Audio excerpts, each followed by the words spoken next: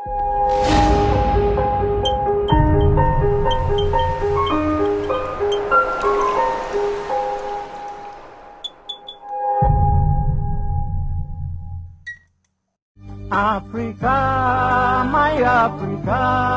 my grandmother, sing on. Beside her distant river, I have never seen you before. But my guess, full of your blood like spilled over the field. The blood of your sweat, the sweat of you told. Africa, my Africa. Africa Day commemorates the founding of the Organization of African Unity, today known as African Unity. Today, on the 25th May of 1963, the aim was to celebrate Africa's unity. I am joined by Zambia's most experienced veteran politician and diplomat, Mr. Vernon Johnson Mwaanga. He welcomes us in his home, and we look back at some of the key achievements that Africa has attained since the formation of OAU, or commonly known as AU, on the 25th of May 1963. Mr. Mwaanga, welcome. Thank you very much. Or should you be the one welcoming me in your, home? No. You should be the one. I welcomed you here to my home. And now you are welcoming me to your program. So. Thank you so much Yes. for giving us this opportunity to chat with you. And just to take you back many years, you know, when you were a young man and you were fighting the freedom for Africa. Now, earlier you were just telling me that there's been a change. It's no longer Africa Freedom Day, but it's Africa Day. What is the difference? Well, it was decided that after Africa had attained independence, because one of the main objectives of the Organization of African Unity, OAU at the time, was to ensure that the whole African continent was liberated. So when the organization was formed in 1963 in Addis Ababa, Dr. Kaunda, who was then Minister of Local Government and Housing in the coalition government between the African National Congress and the United National Independence Party, traveled to Addis Ababa to address the OAU Summit of Heads of State, and he made a pledge there that upon attaining independence in 1964, Zambia would honor all the decisions which will have been made before becoming a full member, and that we will continue to support the liberation struggle until every inch of Africa was liberated from the yoke of colonialism and the yoke of apartheid.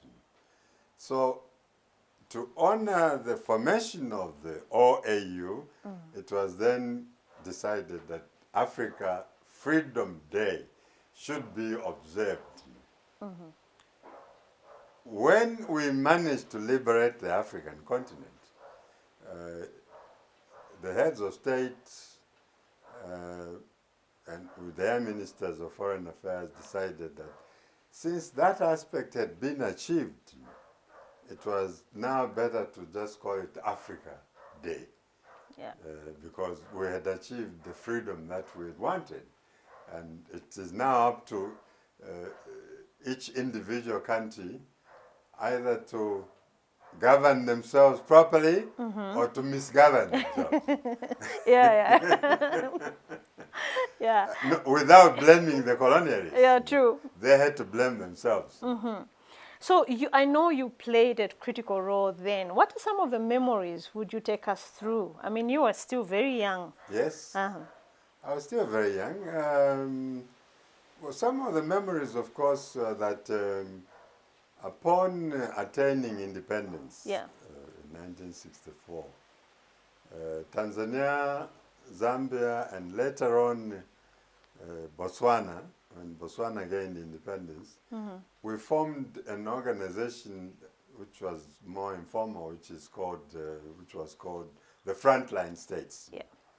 The Frontline States was dedicated and devoted to the struggle against colonialism and apartheid in the Portuguese colonies of Angola, Mozambique, Guinea-Bissau, Cape Verde,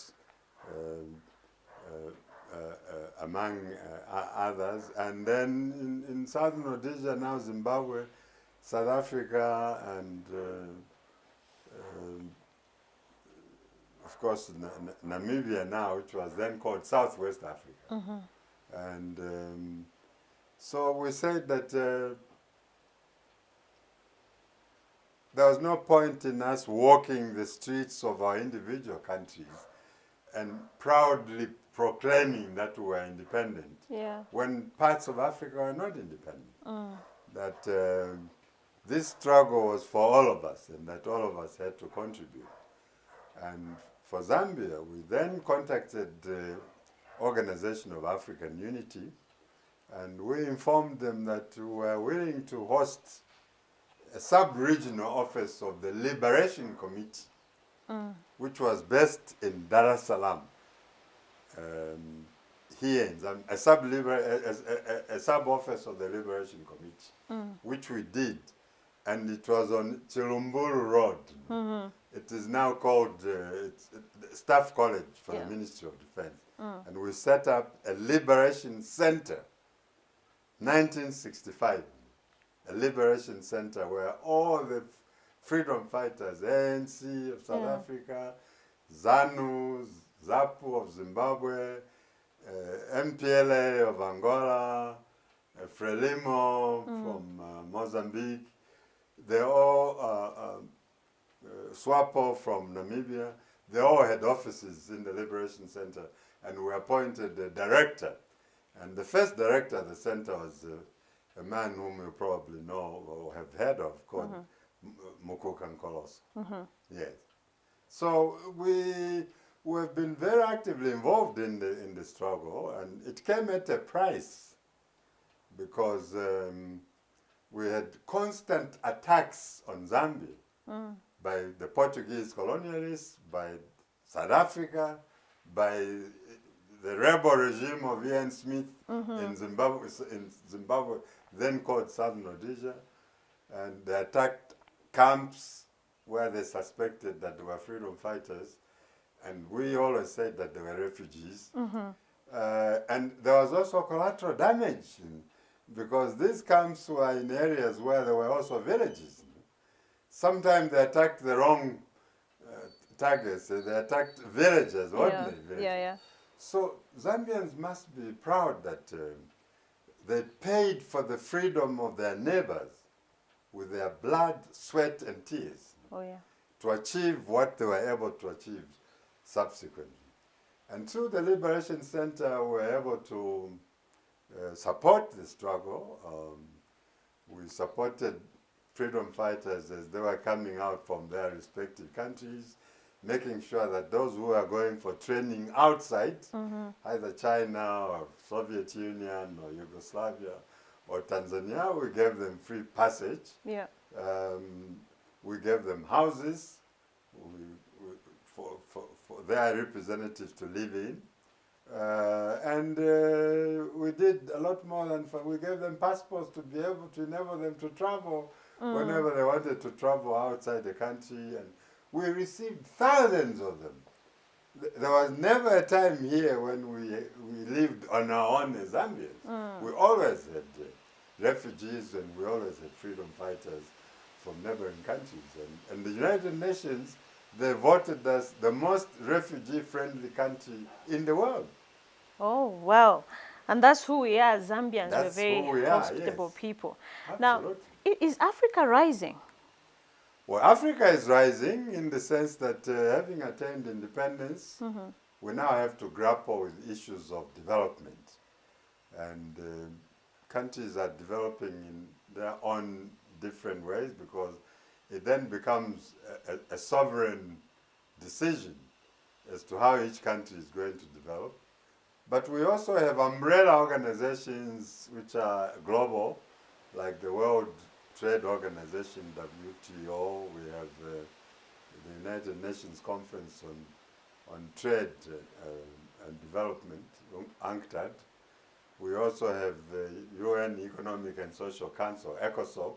And then we also have within the ambit of what is now the African Union, which was transformed from the OAU, we have trade investment divisions, which help to support, promote trade and promote investment in African countries which have got the right policies to be able to attract investment.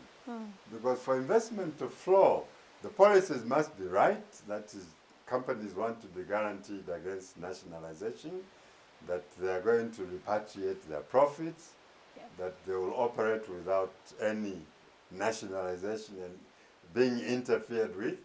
And generally, Sub-Saharan Africa has registered a lot more economic growth than other regions of the world. Individual countries registered, countries like Ethiopia and Rwanda, and at some point Tanzania, at some point Kenya, and some point Zambia, Uganda.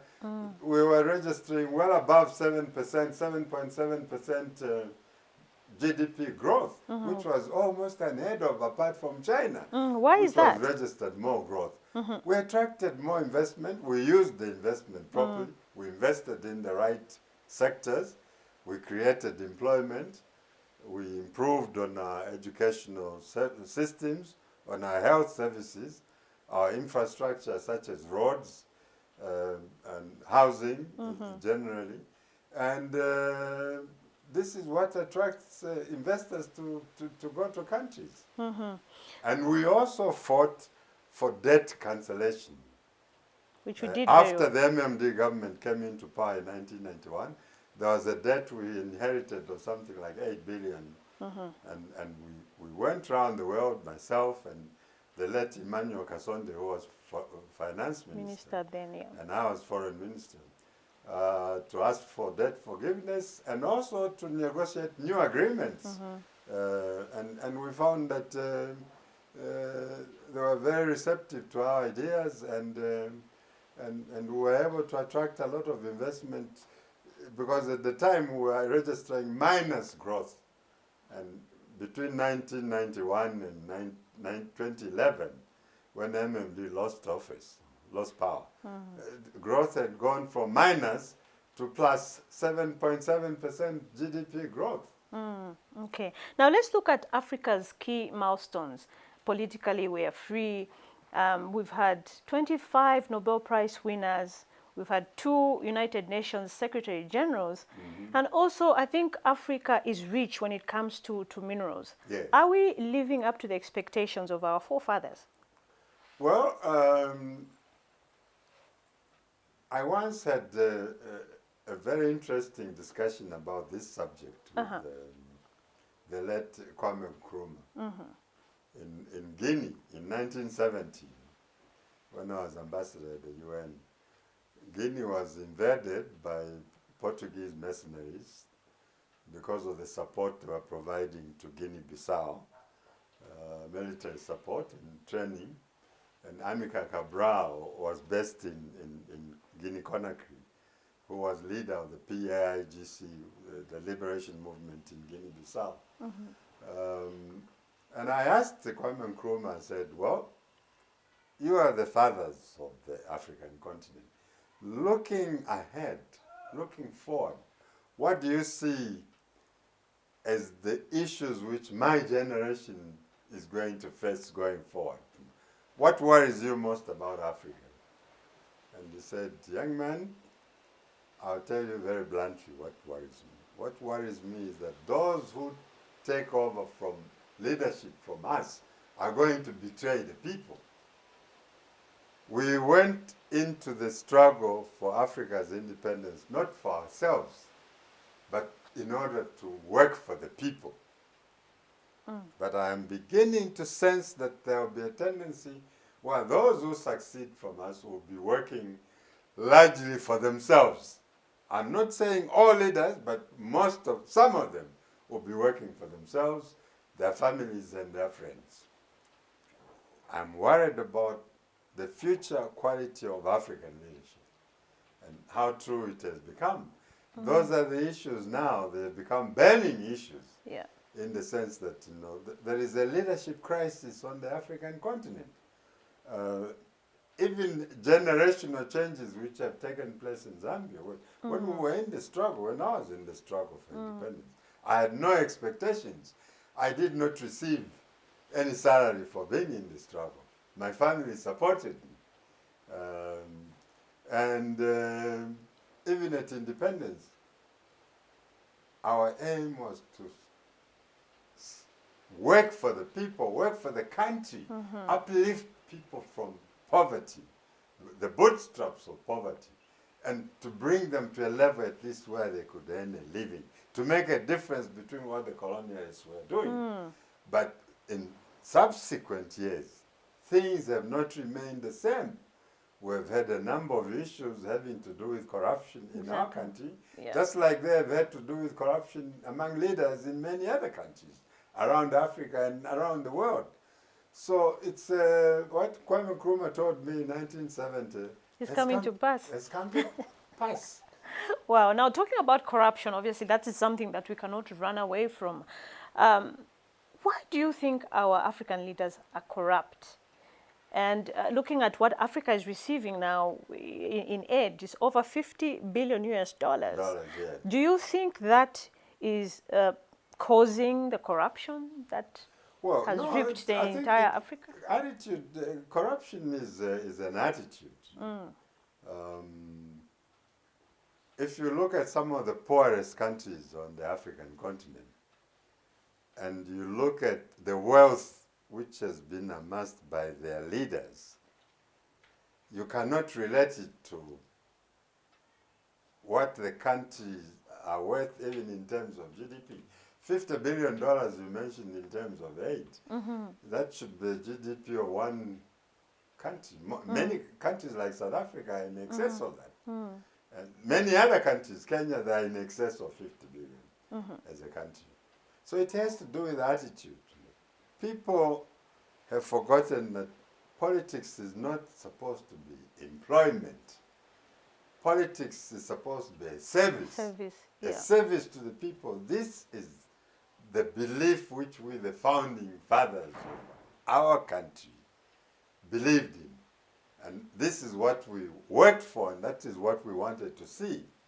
If you looked, without disclosing any secrets, when MMD came into office in 1991, we looked at how much wealth Dr. Kaunda had created for himself. And the equivalent in US dollars was 8,000. $8,000. $8,000 or 80,000? 8. 1, 2, 3, 4, 5, 6, 7, 8. And we then quickly sat down as leaders. Myself, I was foreign minister again, the second time round. And we said, no, this becomes very difficult for our leaders to be able to retire. So I was given the task by President Loyola and Vice President Mwangala, because there were three of us who first discussed the matter, to visit 15 countries to find out how they look after their former presidents. And if they've got legislation, to collect that legislation and bring it back. I visited a number of selected countries and talked with the leaders, and we came up with a blueprint of what we thought needed to be introduced here in Zambia to look after former leaders, so that they also develop less appetite for overstaying. Which was a problem and still a problem in Africa. In many African countries where they don't have term limits. So then we came up with an act which is called Benefits of Former Presidents. And The benefits of former president, I think the first act was passed in 1993, 92, 93. And it has been improved upon since, but it's in operation. So former presidents get 80% of the salary of serving presidents. Whenever their salaries are adjusted, pro rata theirs are also adjusted. And they get a house, they get cars, they get security, they get offices, and staff, and they have the security staff as well, and they get travel benefits also to travel out of the country at least 2 times in a year. Which is not bad. Which is not bad. So it's we discovered that we had to look after former presidents so that those who are in power develop less appetite for overstaying in power. Because overstaying became a problem in countries where they don't have term limits. It almost became a problem in our own country when the late President Chiruba wanted to go for a third term until we stood firm and said, no, the Constitution says 2 terms. And we have to stick to the 2-term limit. That is why we have our 6th president now since independence. Wow. Now, is Africa writing her own story? Or do you think Africa is telling her own story the way it's supposed to be told? Well, not as clearly as it ought to be told. I think that the best thing we should have done is to let Africa tell its own story. I'd like to see Africa's story written by African scholars. And I don't know whether you've heard of an organization which is based in Libreville, just outside Gabon, and outside Libreville, Center for the Study of Bantu Culture. African intellectuals and linguistics, they are involved in documenting Africa's history, especially the history of the Bantu people, how they moved from down south, going all the way to West Africa and stopping in the southern part of Egypt. So, and the idea is that there should be a conference of Bantu-speaking people who, according to the studies which have been published, are spread all over Africa from Cape Town going right all the way up to West Africa, up to the border with Egypt. So the Bantu people have had a very rich culture. Would also like to see African historians write Africa's history. I'm sure you heard of a man called Professor Ali Mazrui, who did this series on Africa. Africa, A Triple Heritage, which was aired by the BBC, and it won accolades and awards. It was a fantastic document. Professor Ali Mazrui, he was a Kenyan. And there are a number of other African professors. Now you have Professor Lumumba, who has been very involved in doing African issues and monitoring developments on the African continent. And I really want to see African historians and African intellectuals get more involved in writing about the continent of Africa, highlighting our successes and also our failures, because there is always the flip side of every story. It's not always success. There is the downside of every story. But let them write the history down so that future generations know what has gone wrong and why it went wrong, so that they can then invest their time on putting things right for the continent of Africa. Now, looking at what is currently happening world over, obviously we cannot run away from COVID-19 that has crippled most of the economies. Do you think Africa is now ready to stand on its own 2 feet? Africa and not to depend on... Africa has been ready to stand on its own 2 feet for a long time. But why are we depending so much on aid? Well, there are other countries which are less dependent on aid, for your information. If you look at the catalogue of countries, there are still a number of countries in sub-Saharan Africa especially, which are still dependent on aid. But there are a number of others which are not dependent on aid.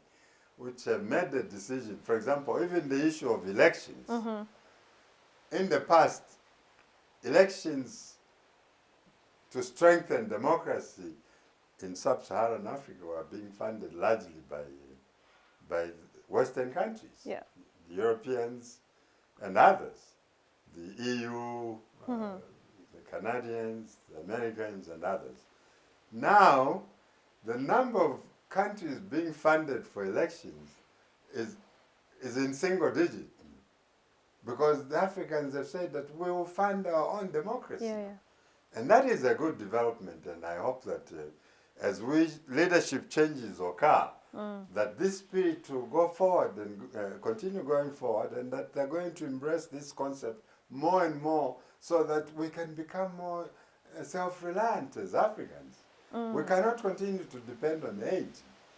We cannot continue to perpetually depend on aid. We have to be prepared to stand on our own.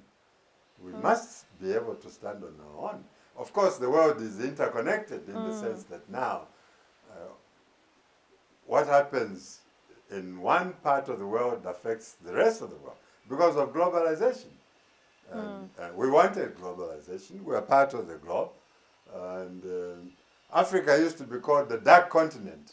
It is no longer a dark continent. Africa is very much awake. We have had breakfast. We have even had lunch. True. Now, I know one of the main objectives of AU is unity.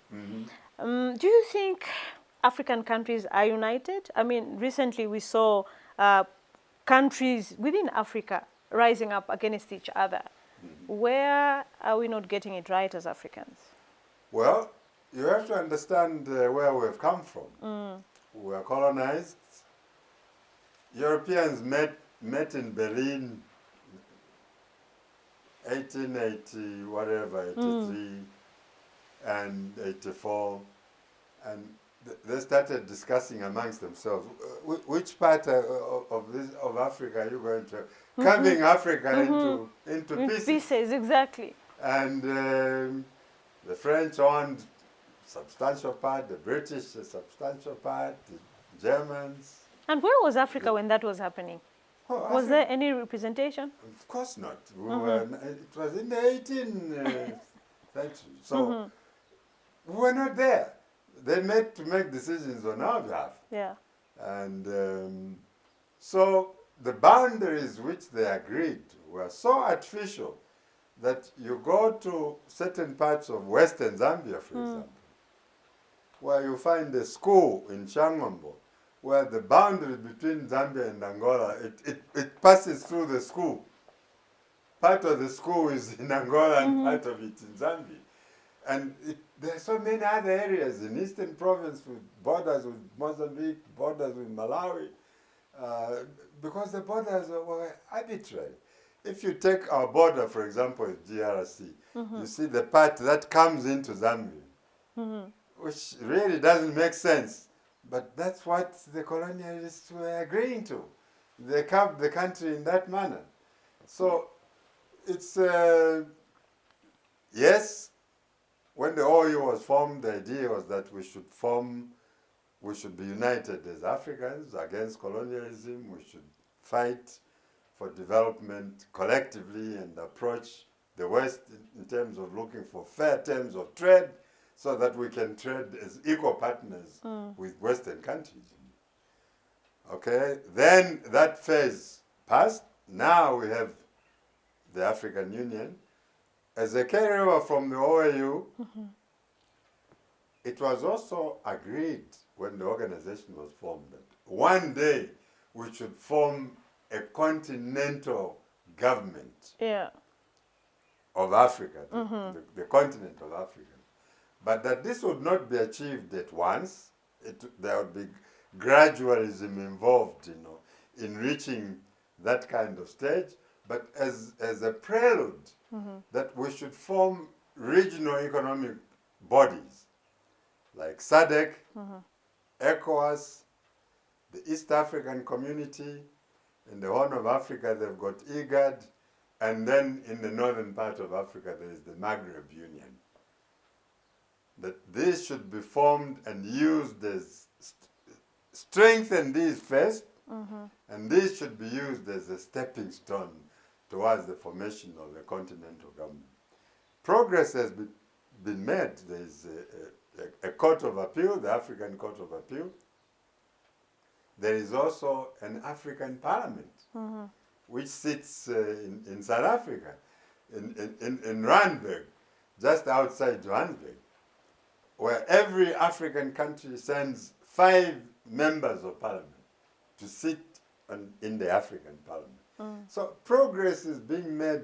It is slow because of sovereign issues, and it will take time. It may not be achieved in my lifetime. Maybe in yours it will. But we don't know what the future holds. It will depend on the type of leaders that that we have, and whether they will be as committed as the founding fathers were, and those of us who followed the founding fathers to get the continent where it is today, whether they will remain committed to those ideas. That is, no one can foresee that in terms of the future, because of the arbitrariness of the boundaries I've mentioned. There have been conflicts and misunderstandings among a number of countries all along. But this was foreseen, it was anticipated. And that is why now within the African Union there is a Department for Conflict Prevention, Management and Resolution. Conflict Prevention, Management and Resolution.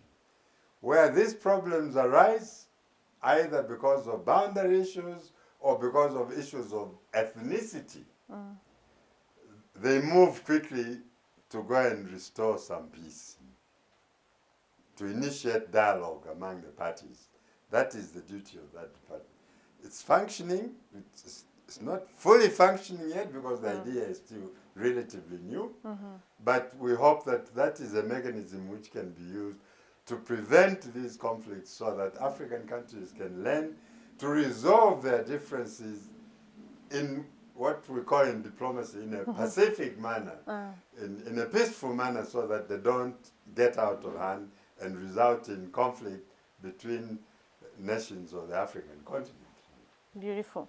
How do you intend to celebrate or spend Africa Day? Well, Africa Day will be a day for me personally of reflection, to reflect on where the continent has come from and the challenges we've had, because I have been a mediator myself, by the way, in these conflicts. I was a mediator in Somalia, I was a mediator in Sudan, between the north and the south. I was a mediator in South Africa between the ANC and Inkatha Freedom Party. I was a mediator in Zimbabwe. I was a mediator in Angola between the MPLA government and UNITA, Jonas Savimbi. I was a mediator in DRC, where we were brokering a ceasefire agreement, which was eventually signed here in Zambia, in Lusaka. And the ceasefire agreement in Angola was also signed here in Lusaka. So I'll be reflecting on all these issues and praying and hoping that as we get new leaders, they'll develop an appetite for the kind of Africa the founding fathers wanted to see, and which we helped create after the founding fathers stepped out of office, and which we hope they can continue going forward. Africa has had many challenges. We have 325 million people, or 1.3 million people on the African continent, 1.3 billion people on the African continent. That is only the size of India, and it's less than the size of China. True. For the whole continent. And we must be methodical. We have trained enough people now to be able to manage ourselves in a much better way, improve governance, human rights, electoral issues, which are normally a source of conflicts, and reflect on Africa and where we need to go in terms of development. We need to manage our economies better. We need to root out corruption, especially among leaders, political leaders. There are some political leaders who go into politics because they want to make money for themselves, their families, and their friends. It has become about me, myself, and I. And I, yeah. That is dangerous, and that is really, really something that should be despised and which should not exist. And this is something the African governments must pay attention to, because we cannot continue to be associated with corruption, that Africa is a corrupt continent. If you read the corruption index the report, most of the corruption cases are reported on the African continent. Yeah. It's not an honor to appear in those reports. It's a shame. And we must improve on this issue of corruption and learn to work for our respective countries, not for ourselves, but for the benefit of the people that we represent. Beautifully said. Now, I know you're Zambia's most experienced politician. What is your message to the politicians out there, particularly on Africa Day? Well, May not be for Zambia, but Africa as a large. Yes. What I can say to our politicians now, the young politicians who are there now, is that for the freedom fighters like myself and others, we paid a high price for the independence of this country. We paid for it with our blood, sweat and tears. And we wanted to see a better country. We wanted our people to live better, have clean water, have access to health, have access to education for their children, better roads, better houses. We wanted to see our motto, which we left, of One Zambia, One Nation, implemented to its fullest so that every part of Zambia feels that they are part of Zambia. We initiated dialogue, for example, during our time as MMD amongst ourselves. 3 months after we won an election overwhelmingly, we won 125 seats in 1991 out of 150. And 3 months after that, we called for dialogue with the opposition parties to discuss with them and to find out what their main worries were and some of the things they thought we needed to look at as government. Regrettably, since 2011, when the new government of PF came into power, there is no meaningful dialogue among political parties. I have been talking about dialogue day and night. Even in my dreams, I talk about it because I see the benefits of dialogue. They bring tension down. They also politicians get to know each other better. They exchange numbers. They can call each other when there is a problem, like we used to. They're not enemies. They are merely political opponents. Politics is not about enmity. It's not about sending cadres to disrupt radio stations which are airing opposition leaders, to invade them and to beat up each other. No. And that is why when President Mwangala was president, we witnessed the least violence, political violence in the country, because President Mwangala's policy was that violence, no matter who commits it, is violence. He told MMD supporters, if you get involved in violence, you don't have my support, I'll let the law take its course. And he told all the other parties the same. He gave the same, one uniform message to everybody. There are some who tried to misbehave. The police arrested them and they ended up in jail. So when the leader takes the lead in talking about violence, in talking about certain things which are evil, corruption, people listen. The people listen. And they take heed of what the president is saying. But there is very little of that which is happening at the moment. The result is that there is still tension among political parties. They're not talking. You have Bill 10, which was introduced with very little consultation with other political parties. That is not the way to make constitution. And I hope, for the sake of our Zambia, for the sake of Mother Zambia, Bill 10 does not go through Parliament. It will be a disaster. It should be subjected to a lot more scrutiny and a lot more discussion among the political parties. Constitutions are not party documents. They are documents for eternity. They are national documents which are supposed to be respected by all, sacrosanct. They should be treated with a lot more respect, not from a political forum, say, oh yeah, we want to amend the Constitution. No, no. Constitution should not be tinkered with unless there is need to. And there is need to tinker with this one, but it must be the outcome of broader consultations. NMD had called the National Constitutional Conference, where the changes which were to be put in the draft constitution were agreed. Churches were represented, youth were women were represented, all the parties were represented except PF, which boycotted, except one wing of PF, the MPs who were called rebels, those ones attended. And they attended the Constitutional Conference, and the conference lasted a long time. We had to agree on every clause in the Constitution.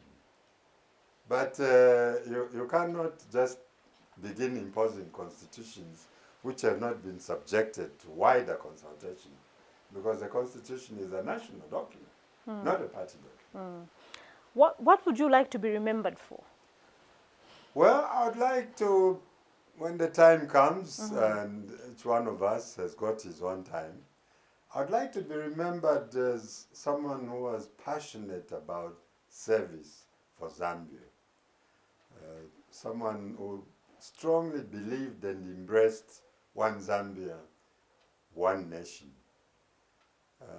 As someone who cared for the people, as someone who mentored so many young men and women to become leaders of tomorrow, as someone who felt that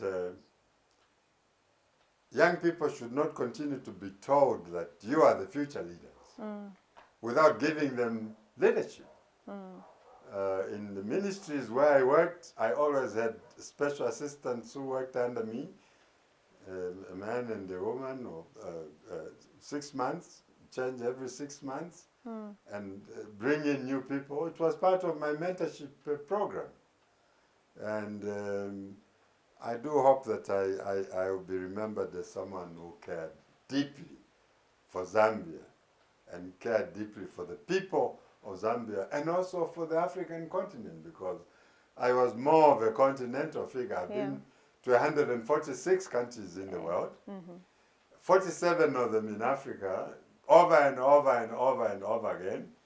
And so I really want just to be remembered as someone who cared for Zambia and someone who cared for the people of this country. That will be enough. I've been honored for that. I was honored for that by President Mwangala when he was alive. And I was very grateful to him for that. And but really, I really want to be remembered just in those very simple terms. Beautiful. Today is Africa Freedom Day, or Africa Day, should I say? Yeah. And I want to honor the brave men and women of Africa, the youth of Africa, for standing up against colonialism and apartheid and defeating those two evils. As we mark this day and as we celebrate Africa Day, I want to, as a token of my appreciation for your generation and others, I want to present to you 2 of my books which are written. One is called An Extraordinary Life. Wow. That's an autobiography. It was an award-winning book. It was voted the African Book of the Year. And then The Long Sunset, which has got my reflections, including the time I spent in government, all the presidents I worked under. I worked under 4 presidents, by the way. President Kaunda, President Chiluba, President Mwangala, and President Tupia Banda. Oh, so I worked under 4 presidents as a minister. And that in itself is a record. Wow. And I was the youngest ambassador at the age of 21. I was the youngest foreign minister the first time I became foreign minister. I was 29 years. Wow. So I want to honor Africa and the people of Africa for the contribution they've made to our common humanity, and for showing the world that we Africans are better human beings. We have forgotten about all the crimes colonialism committed against us, and they were being used as agents of colonialism, but we forgot about that, and at independence we agreed that we were going to build a non-racial society as opposed to a multiracial society, which implies race is just mixing, but where the race of a person does not really matter. And I think to a very great extent we've been able to achieve that. Wow. So please, I don't recommend the books, but when you have nothing better to do, Wow. I think you'll find one or two interesting things in that. I will live to treasure these books. I'm a bookworm, You're a so bookworm, yeah. this will really, really do a lot for me. And it was an honor to have an interview with you. I've also documented in The Long Sunset, there is a chapter I was involved in an OAU committee which was studying slavery and the issue of reparations. So I've reproduced my views on it, that we were colonized, yes, and there's talk now of reparations, but I think we should probably just move on and continue to build our countries in a proper way, manage our administrations, manage our governments, improve human rights, and go back to the basics of what we had promised the African people at the beginning, so that we can achieve our own. Investing in talking about reparations now will probably be unproductive. Wow. Thank you so much. It was such an honor to have this interview with you, particularly on this special day, Africa Day. And I pray that everybody at home will remember to use this day as a reflective day, where we should all think and look back at the Africa that we would like to see happen. Exactly. Yeah. Thank you. There Thank you you have very it. much. There you have it. There is Thank you so much. This has been Mwangala Chakalashi Santos, and I was talking to the Zambia's most experienced politician and diplomat, Mr. Vernon Johnson Mwaanga. The blood of your sweat, the sweat of Utopia. Africa, my Africa.